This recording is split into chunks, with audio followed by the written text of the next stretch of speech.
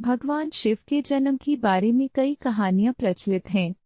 भोलेनाथ का जन्म कब हुआ, कहाँ हुआ, किस प्रकार हुआ, इस बारे में पुराणों में अलग अलग बातें कही गई हैं। भगवान शिव के जन्म से जुड़ी ऐसी ही एक कहानी है। शिव पुराण में लिखा है कि भगवान शिव स्वयंभू हैं, यानी उनका जन्म अपने आप ही हुआ है। वहीं विष्णु पुराण में बताया गया है कि भगवान विष्णु के माथे से निकलते तेज से शिव की उत्पत्ति हुई थी और उनके नाभि से निकलते हुए कमल से ब्रह्मा जी का जन्म हुआ था। इस कथा के अलावा एक और पौराणिक कथा प्रचलित है।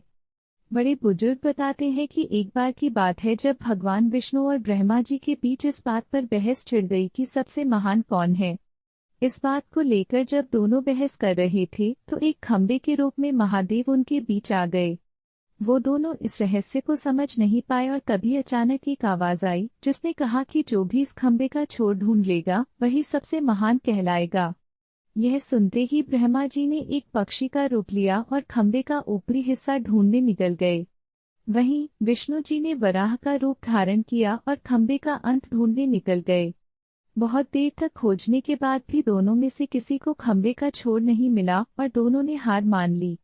इसके बाद भगवान शिव अपने असली रूप में आ गए। फिर भगवान विष्णु और ब्रह्मा जी ने मान लिया कि वही सबसे महान और शक्तिशाली हैं।